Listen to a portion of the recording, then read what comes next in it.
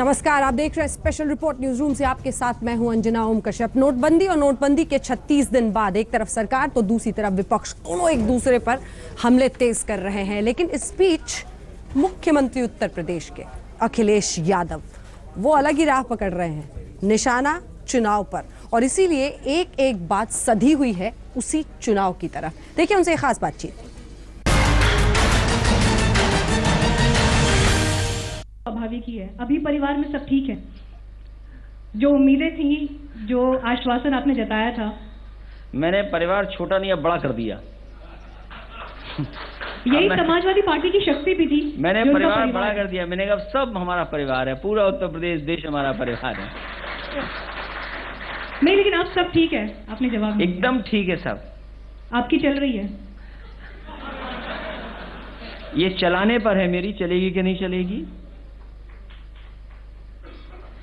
शनिवार को सूची जारी हुई है 23 कैंडिडेट्स की, आपके करीबियों का पत्ता उसमें कट गया है। उसमें 80% हमारे हैं सब। परवेज कानपुर से उनका पत्ता कट गया। टिकट मिल रहा है अतीक अहमद को, मुख्तार अंसारी के भाई को, और जिनकी आपने मुखालफत की थी, आपने कहा था कि दागियों को मेरे होते टिकट नहीं मिलेगा। देखिए, मैंने अपनी राय, अपना सुझाव पार्टी में भी रख दिया और जनता के सामने भी रख दिया। और जहां तक टिकट की बात है, 80% तो मैं कह सकता हूं हमारे ही समर्थक हैं, या पार्टी के समर्थक हैं, या नेताजी के समर्थक हैं। नहीं, यहाँ पर भी जो तालियां बज रही हैं, लग तो रहा है कि समर्थन आपके साथ है, लोग जता रहे हैं, लेकिन चाचा साथ नहीं है, उसका क्या कहते हैं? अब चाचा साथ न हो, अंकल साथ न हो, लेकिन कम से कम मैं जनता से अपील करूंगा हमारा साथ देना।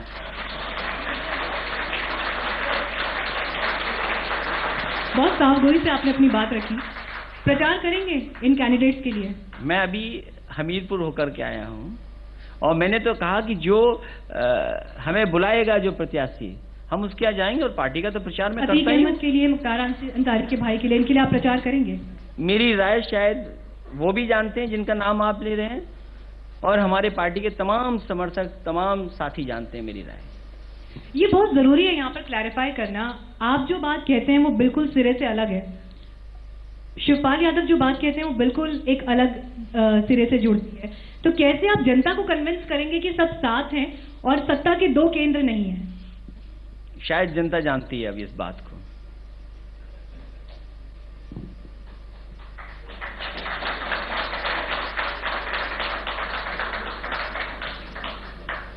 तो रैलियां जो आगे ऑर्गेनाइज होंगी उसमें जाएंगे आप? मैं समझता हूं नेताजी ने और राष्ट्रीय अध्यक्ष जी ने कहा कि काम ज्यादा होगा अगर सब अलग अलग जाके प्रचार करेंगे। नेताजी ने तो आपको चुनौती दी है कि अपने दम पर चुनाव जीत के दिखाओ।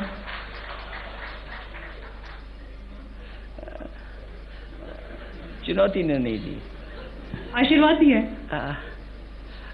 कभी कभी होता है कुछ बातें, दूसरे लोग कभी कभी कुछ बातें कह देते हैं, वो बातें सामने आ जाती हैं। लेकिन अगर नेताजी कोई ऐसी बात कहें तो मैंने हर मौके पर कहा है कि अगर नेताजी कहते हैं वो मैं स्वीकार कर लूंगा। नेताजी कहते हैं कि आपको चुनाव में यहाँ काम करना है, मैं वहां काम करूंगा। नेताजी कहते हैं कि चुनाव में नहीं काम करना है, मैं नहीं काम करूंगा। लेकिन मुझे कह तो दें।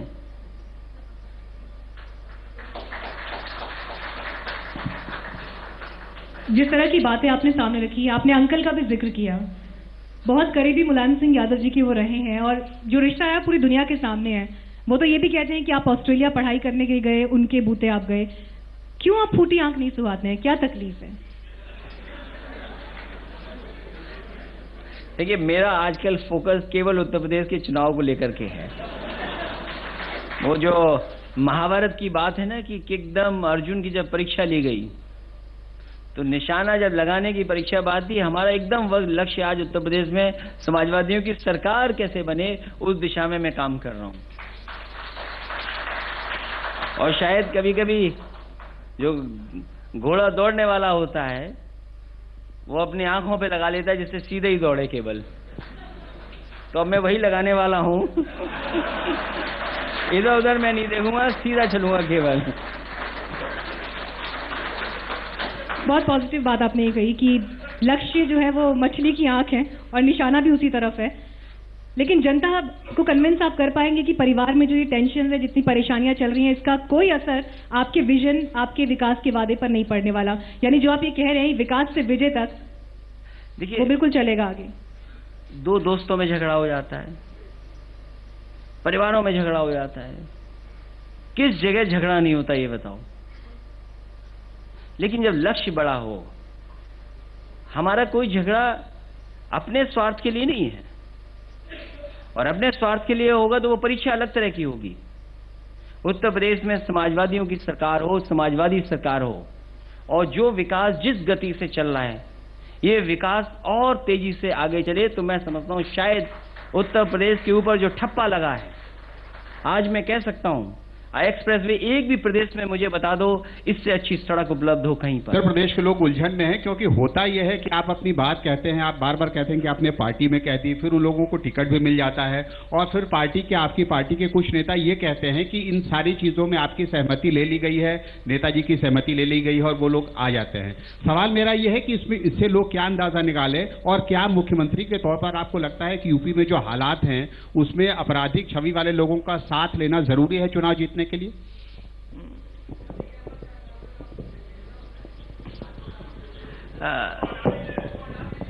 जहां तक आपका सवाल था, ये सवाल कई तरीके से हम तक आया है, और मैंने कहा कि मेरी जो राय है मैं पार्टी में दे चुका हूं, पहले भी राय दे चुका हूं मैं, कि आज लोकतंत्र और मतदान दूसरी दिशा में जा रहा है।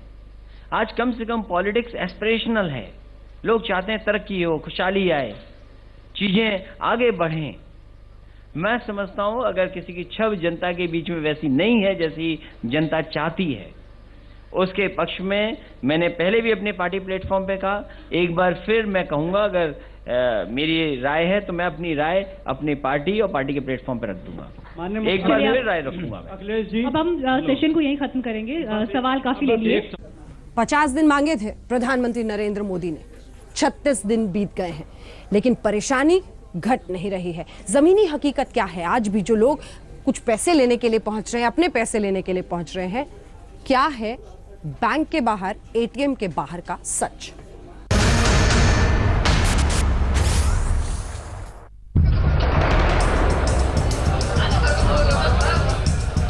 नोटबंदी के फैसले को अब 40 दिन होने को हैं, लेकिन जमीनी हकीकत अभी भी बदली नहीं। शहर शहर लोग बैंकों और एटीएम की कतारों में लगे हैं, कहीं एटीएम खाली तो कहीं बैंक में कैश नहीं। अपना ही पैसा निकालने के लिए मारा मारी मची है। ये लाइन लगी है रिजर्व बैंक के सामने, पाई पाई के लिए लोग परेशान हैं, लेकिन कतार में इस आस में फिर भी लगे हुए हैं कि पैसे मिल जाएं तो जिंदगी आगे चले। एक प्रेग्नेंट महिला अपने पति के साथ रिजर्व बैंक की कतार में है। घर में 25 दिसंबर को शादी है, इस नाते आना ही पड़ा। अपनी मिसेस को लेकर आए हैं, प्रेग्नेंट हैं, इतनी ठंड में यहाँ सुबह 9 बजे पहुंचे हैं एक्सचेंज कराने के लिए। ऐसे ही कई लोग आप देख सकते हैं लाइनें लगनी शुरू हो गई हैं। हालात इतना खराब है, मुझे अपनी प्रेग्नेंट वाइफ लानी पड़ी है, जिसका 9वां महीना चल रहा है। अच्छा। अब बहन को लेकर आना पड़ा है, मुझे बहुत दिक्कत आ रही है। घर में शादी है तो पैसा है नहीं, 25 दिसंबर की शादी है। ये अपनी वाइफ को लेकर आए, प्रेग्नेंट वाइफ में बता रहे हैं, और आप देखते हैं आरबीआई के बाहर प्रेग्नेंट है, और इतनी ठंड में यहाँ पर कैश के चक्कर में आए हैं, पैसों के चक्कर में आई हूँ। बैंकों से निराश लौटे लोग रिजर्व बैंक की लाइनों में खड़े हैं। कोई सुबह 7 बजे का आया है तो कोई 8 बजे का। जितने लोग उतनी परेशानियां। मैं 8 बजे आया था। सरकार के साथ तो या अगेंस्ट जो अब जो भी हो रहा है सही हो रहा है, अब क्या करें, अब लाइन तो लगना पड़ेगा ही। दिल्ली के अशोका रोड के पंजाब नेशनल बैंक ब्रांच के सामने की कतार में खड़े लोगों का भी वही हाल है। एटीएम में कैश नहीं है। तो एटीएम पे लाइन खत्म हो गई, तो मैं ये बता रहा हूँ कि एटीएम पे लाइन खत्म नहीं हुई है, पैसा नहीं है रास्ते। बैंक ऑफ इंडिया के एटीएम का शटर डाउन है, लेकिन इंडियन बैंक और जेके बैंक के एटीएम से पैसे निकल रहे हैं। कतारों में लोग हैं, लेकिन उम्मीद है कि नाउम्मीद नहीं लौटेंगे। काम करता है, लेकिन दिक्कतें बहुत हैं। हमारे इधर, मैं यमुना पार से आया हुआ हूँ, उधर एटीएम में पैसे एक भी नहीं है। मैं भी कराव नगर से आया हूँ, ये वहाँ पे मतलब कैश नहीं पहुँच पा रहा, तो इसलिए यहाँ पे आना पड़ा। इंडियन बैंक से निकल रहे हैं, एक बैंक अंदर है J&K का एटीएम ऊपर, वहाँ पैसे निकल रहे हैं। अभी भी निकल रहे हैं, अभी भी निकल रहे हैं। लाइनें ऊपर लगी है, लाइनें ऊपर हैं, 5-7 लोग खड़े हुए हैं लाइन में। सेंट्रल दिल्ली पर एटीएम के सामने लंबी कतार है। एटीएम से पैसे निकल रहे हैं, इसीलिए लोगों को आसबंदी है कि पैसा मिल जाएगा। नोटबंदी खत्म होने में अब कुछ ही दिन बाकी है, मगर एटीएम के आगे लाइन जस की तस है। सोचने क्या है, मोदी जो करें अच्छा ही कर रहे हैं, सही होगा हिंदुस्तान का बिल्कुल सही होगा, सही रास्ते पे चलेंगे लोग। नोटबंदी के 36 दिनों बाद दिल्ली में कई बैंकों से लोगों को 24,000 रुपए निकालने में कामयाबी जरूर मिली। इससे पहले किसी बैंक से उन्हें 5,000 तो कहीं 10,000 रुपए ही मिल पाते थे। जिन्हें 24,000 रुपए मिले, उनकी खुशियों का कोई ठिकाना नहीं था। 15-20 मिनट में नंबर आ गया जी मेरा। 24 पूरे मिले जी आपके सामने। एक मुश्त 24,000 रुपए निकालने की कोशिश की मैडम, मैं अंदर से निकाले मैं पैसे। 24,000 मिले। नोटबंदी के फैसले के बाद प्रधानमंत्री नरेंद्र मोदी ने देश की जनता से 50 दिन का वक्त मांगा था। दावा किया था कि 50 दिन बाद सारी परेशानियां दूर हो जाएंगी। लेकिन नोटबंदी के फैसले के 40 दिन पूरे होने को हैं और परेशानियों की कतार कम होती नजर नहीं आ रही। रोशनी और शुभम गुप्ता के साथ चिराग गोठी, दिल्ली आज तक। वादा था काला धन खत्म होगा, बस रंग बदला है, गुलाबी हो गया है। जी हाँ, सिर्फ रंग बदला है। काला धन खत्म होगा, लेकिन अब वही काला धन गुलाबी रंग का हो गया है। नए नोट 2000 के 10.5 करोड़ के आसपास की बरामदगी हुई है पुणे से।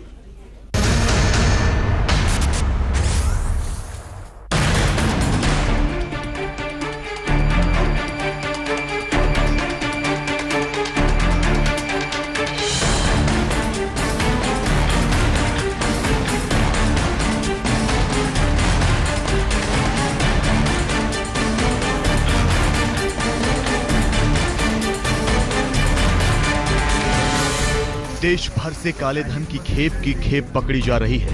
नए नए करारे करारे गुलाबी नोटों की गड्डियों का अंबार लग चुका है।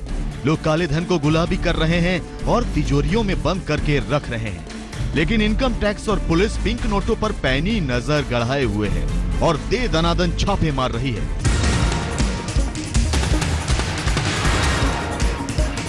लेकिन पुणे में पड़ी है अब तक की सबसे बड़ी रेड।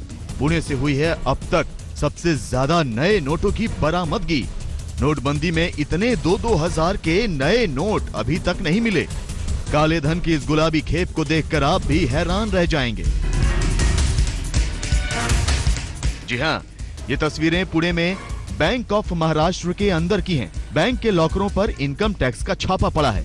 आप देख सकते हैं कि बैंक के लॉकरों को खंगाला जा रहा है और उनके अंदर से गुलाबी नोटों के बंडल निकाले जा रहे हैं। नोट गिनने की मशीनें रखी हुई हैं। आप देख सकते हैं कि कैसे नोटों के बंडलों की गिनती चल रही है। लॉकरों से नए नए नोटों को निकाल कर ट्रे और सूटकेसों में भरा जा रहा है। हम आपको बता दें कि इनकम टैक्स डिपार्टमेंट ने पुणे में बैंक ऑफ महाराष्ट्र के एक करके 15 लॉकर खंगाल डाले। आयकर विभाग की टीम को नोटों की गिनती करते करते पूरी रात गुजर गई और जब नोटों का हिसाब लगाया गया तो ये रकम बैठी पूरे 10.5 करोड़ रुपए। चौंकाने वाली बात यह है कि इन 10.5 करोड़ रुपए में एक भी पुराना 500 या 1000 का नोट नहीं मिला। पुणे के पर्वतीय इलाके में जो बैंक ऑफ महाराष्ट्र की ये ब्रांच है, यहाँ पर इनकम टैक्स ऑफिसर्स यहाँ पर आए हुए हैं और अंदर सर्च ऑपरेशन शुरू है। जो जानकारी हमें खबरों से मिल रही है, जो यहाँ के अधिकारी है और जो विश्वसनीय सूत्र है इनकम टैक्स डिपार्टमेंट की, उनसे जो मिल रही जानकारी है, उनके मुताबिक 2000 की नई करेंसी और 100 रुपए की करेंसी एक लॉकर में यहाँ पर मिली है और इसीलिए जो जानकारी उन्हें मिली थी, यानी इनकम टैक्स डिपार्टमेंट को जो खुफिया जानकारी मिली थी, उसके बाद यहाँ पर रेड शुरू है। जो अकाउंट होल्डर है उसकी भी जांच होने वाली है और साथ ही साथ जो इस ब्रांच के bank of Maharashtra branch Parvati के जो बाकी के अधिकारी हैं, उनसे भी सवालात किए जाएंगे। बैंक ऑफ महाराष्ट्र की इस ब्रांच में किसके हैं ये लॉकर? किसने 15 लॉकरों के अंदर 10.5 करोड़ के नए नोट भर दिए? नोटबंदी के दौर में 10.5 करोड़ इकट्ठा आखिर कैसे हो गए? क्या इन लॉकरों के बारे में बैंक ऑफ महाराष्ट्र को जानकारी नहीं थी? क्या बैंक वाले भी लॉकर वाले से मिले हुए हैं? इनकम टैक्स को इन लॉकरों की सटीक जानकारी कैसे मिली?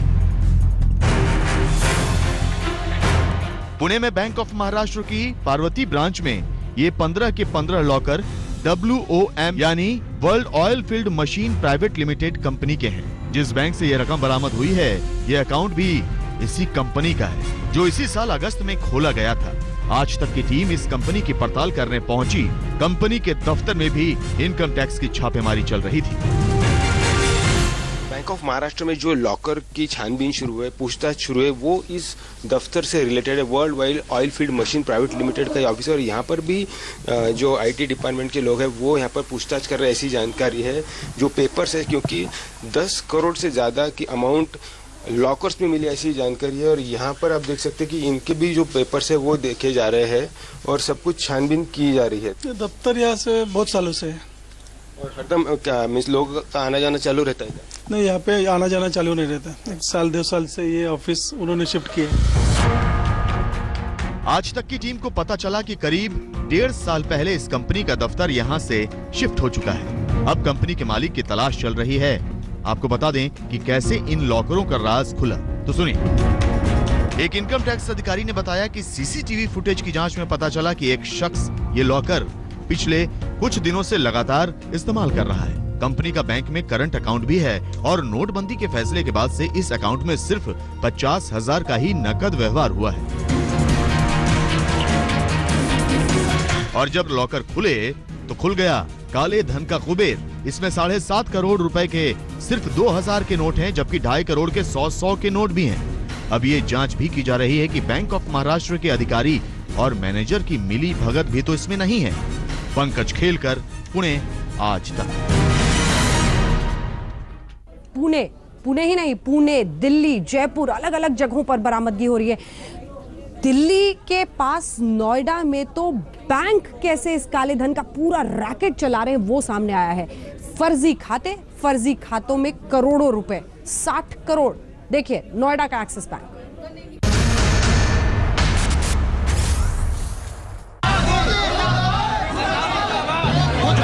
मैनेजर बहुत ही खराब है यहाँ का। टाइम लेकिन बढ़ाते कुछ पता नहीं लगता है। जब वापस आया कैश है उसके लिए। बैंक वाले जेल में जा रहे हैं, बड़े बड़े गड्ढे लेकर के भागे हुए लोग जेल जा रहे हैं। उनको लगा था कि ठीक है, मोदी जी 1,500 की बंद कर देता है, हम पिछले दरवाजे से कुछ कर लेंगे। लेकिन उनको मालूम नहीं था मोदी ने पिछले दरवाजे पर भी कैमरे लगाए हुए हैं।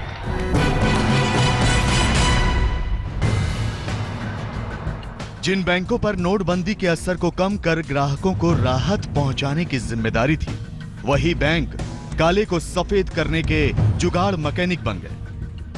उन्हीं बैंकों के आला अधिकारी काली कमाई वालों का साथ देने में जी जान से जुट गए। अपना कर्तव्य, अपनी जिम्मेदारी, अपनी ईमानदारी, अपनी साख को गिरवी रख दिया। आपको दिखाते हैं उत्तर प्रदेश के 2 बड़े शहरों में कैसे 2 बड़े बैंक प्रधानमंत्री के नोटबंदी के जरिए भ्रष्टाचार को खत्म करने की मुहिम में पलीता लगाते धरे गए। नोएडा में एक्सिस बैंक का फर्जीवाड़ा, फर्जी खातों में मिले 60 करोड़ रुपए। एक्सिस बैंक तो मानो ब्लैक मनी को व्हाइट करने का अड्डा बन गया है। दिल्ली में इसी बैंक की 2 ब्रांच चांदनी चौक और कनॉट प्लेस पर छापेमारी हुई। इसके अधिकारियों की काली कमाई वालों से मिली भगत का पर्दाफाश हुआ। इस वक्त हम एक्सिस बैंक के बाहर मौजूद हैं। आप देख सकते हैं यहाँ पर रेड पड़ी है, दरअसल IT की रेड पड़ी है। इससे पहले एक्सिस बैंक के नोएडा ब्रांच में रेड पड़ी थी। IT डिपार्टमेंट के अधिकारी इस समय अंदर हैं। आप देख सकते हैं शटर डाउन है और यहाँ पर भीड़ आप देख सकते हैं, काफी लोग मौजूद हैं। दरअसल ये जो रेड पड़ी थी ये बताते हैं कि इन्फॉर्मेशन थी कि एक्सिस बैंक में कई अकाउंट ऐसे खेल रहे हैं और ब्लैक मनी को व्हाइट करने का धंधा चल रहा है। इसी बेसिस पर जो है रेड मारी गई है। तो वहीं गुरुवार सुबह नोएडा के सेक्टर 51 स्थित इसी बैंक की एक और ब्रांच पर इनकम टैक्स अधिकारियों ने रेड मारी। जो खुलासा हुआ वो बेहद चौंकाने वाला है। जी हाँ, करीब 100 ऐसे फर्जी खातों का पता लगा जिनमें टैक्स चोरी के इरादे से 60 करोड़ रुपए जमा कराए गए थे। इन 100 खातों में करीब 20 ऐसी फर्जी कंपनियों के नाम पर खुले थे जिनके निदेशकों में मजदूरों का नाम था। इनकम टैक्स डिपार्टमेंट ने जांच शुरू की तो पता चला कि इन खातों का सिरा नोएडा के ही एक ज्वेलर से जुड़ता है। जल्द ही आयकर विभाग की टीमें ज्वेलर के ठिकानों तक पहुंची और यहाँ जो राज खुला वो तो और भी ज्यादा चौंकाने वाला था। सूत्रों की माने तो इस ज्वेलर ने नोटबंदी के बाद 600 करोड़ रुपए की सोने की ईंट बेची थी और इसी रकम का कुछ हिस्सा इसी तरह बैंकों में जमा करवाया था। छानबीन में यह भी पता चला कि ये ज्वेलर हवाला के काम में भी शामिल है। इस वक्त मैं नोएडा के सेक्टर 51 के एक्सिस बैंक के बाहर हूं और आप यहां पर नजारा देख सकते हैं। मीडिया को हुजूम यहां पर है। यहाँ पर सुबह के वक्त आयकर विभाग का ईडी के साथ छापा पड़ा और इस तरह की जानकारी मिल रही है कि एक्सिस बैंक में तकरीबन 20 से ज्यादा फर्जी अकाउंट खोले गए थे जो मजदूरों गरीबों के नाम पर खोले गए थे और तकरीबन 60 करोड़ का ट्रांजैक्शन किया गया था। कानपुर में बैंक ऑफ बड़ौदा का ब्लैक एंड व्हाइट वीडियो। पिछली खिड़की से लेन देन करता डिप्टी बैंक मैनेजर गिरफ्तार। कानपुर के बैंक ऑफ बड़ौदा में उस वक्त हंगामा शुरू हो गया जब ये पता लगा कि बैंक का डिप्टी मैनेजर अपनी कमरे की पीछे वाली खिड़की से अवैध लेन देन कर रहा है। फिर पुलिस आई और डिप्टी मैनेजर राजकुमार तिवारी को गिरफ्तार कर लिया। मैनेजर बहुत ही खराब है यहाँ का। हम लोगों ने देखिए एप्लीकेशन भी लिखा है मैनेजर के खिलाफ, AK सिन्हा कुर्सी नंबर 5 का। ये देखिए कि ताकि उसको जल्द से जल्द यहाँ हटाया जाए। सारे रोड डेली यहाँ संघर्ष हो रहा है, रोड डेली यहाँ व्यवस्था खराब हो रही है।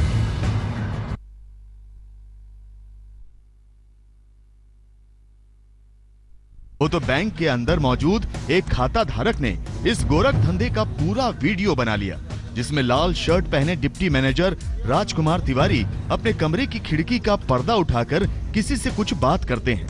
फिर कैश काउंटर तक आते हैं, कमरे की खिड़की के पास दोबारा जाकर पर्दा उठाते हैं और कुछ देते हैं। बैंक में कुछ गड़बड़ होगा, आप आइए। फिर मैं दोनों पार्टी को लेकर छुट्टी छोड़ा है, अपना बोले और उसके खिलाफ कार्रवाई करें। जाहिर है अगर बैंकों के अफसरान ही लाइन में खड़े लोगों के साथ धोखेबाजी पर आमादा हो जाए, अगर बैंकों के आला अधिकारी ही ब्लैक को व्हाइट करने की जोड़ तोड़ में शामिल हो जाए, फिर कैश की किल्लत तो दूर होने से रही। कानपुर से रंजय सिंह के साथ अरविंद ओझा, नोएडा आज तक। आप भी अक्सर ये सोचते होंगे, मैं लाइन में खड़ा हूं, मुझे 2,500 रुपए नहीं मिल रहे, 24,000 तक विड्रॉल लिमिट है, बैंक से उतनी रकम नहीं मिल रही, लेकिन फिर ये करोड़ों करोड़ के गुलाबी नोट आखिर बरामद कैसे हो रहे हैं? बैंक के 7 हथकंडे आइए आपको बताते हैं जिसके जरिए वो नए नोटों के इस पूरे काले धन के रैकेट को चला रहे हैं।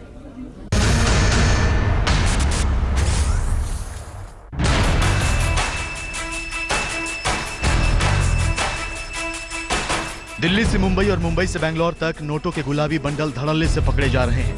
सवाल यह है कि ये सब हो कैसे रहा है? तो आज हम बैंकों के वो हथकंडे दिखाने जा रहे हैं जिनके जरिए कुछ बैंकर सिस्टम के साथ खिलवाड़ कर रहे हैं। इन बैंकरों ने ब्लैक मनी वालों का साथ देने के लिए कैसे कैसे हथकंडे अपनाए हैं, आइए आपको दिखाते हैं। सही कस्टमर की पहचान चुराना, मसलन जो ईमानदार खाता धारक पुराने नोट बदलवाने के लिए बैंक में पैन कार्ड और पहचान पत्र लेकर आए, बैंकों ने उनके दस्तावेजों का गलत इस्तेमाल किया। सूत्रों से पता चला है कि कुछ बैंकरों ने ग्राहकों से चोरी छुपे उनके पहचान पत्रों का इस्तेमाल और अवैध लेन देन में किया है। एटीएम से निकले पैसे की हेरा फेरी, मसलन 8 नवंबर के बाद 2 दिनों तक एटीएम बंद रहे। इस दौरान कुछ एटीएम को नए नोटों के अनुकूल बनाया गया तो कुछ यूं ही डेड पड़े रहे। इन एटीएम के लिए आए नए नोटों से भी काला धन सफेद किया गया। जनधन खातों का गलत इस्तेमाल, हर बैंक में कम से कम 10 से 15% जनधन खातों का इस्तेमाल काले धन को सफेद करने में हुआ। डिमांड ड्राफ्ट का फर्जीवाड़ा, पुराने नोट से डीडी बना लिया गया और फिर कुछ देर बाद इसे कैंसिल कर नए नोटों में पैसे वापस ले लिए गए। कमीशनखोर कैशियर, कैशियरों ने कमीशन लेकर पुराने नोटों को नए नोटों से बदल दिया। फर्जी खाता, कुछ मामलों में जिन ईमानदार खाता धारकों के आईडी प्रूफ बैंकरों के हाथ लगे उनके नाम पर खाते खोलकर उसके जरिए पैसे की हेराफेरी की गई। ऐसे अकाउंट्स में पुराने नोट जमा करा के नए नोट निकाले गए।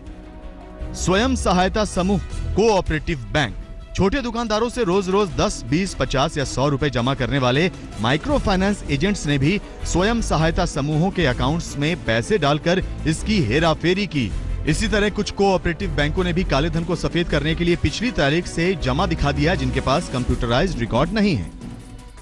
अब ऑल इंडिया बैंक एसोसिएशन ने एक टास्क फोर्स बनाई है जो बैंकों के फर्जीवाड़ों पर नजर रख रही है। लेकिन इससे एक बात साफ हो गई कि काले धन को सफेद करने में बैंकरों ने बड़ा रोल निभाया। आज तक ब्यूरो। पुणे के ये ज्वेलर साहब थे, इन्होंने 60 करोड़ रुपए का सोना फटाफट जल्दी जल्दी बेच दिया और 60 करोड़ बैंक में जमा कर दिए। काला धन को कन्वर्ट करने की कोशिश, पकड़े गए इनकम टैक्स की रेड में।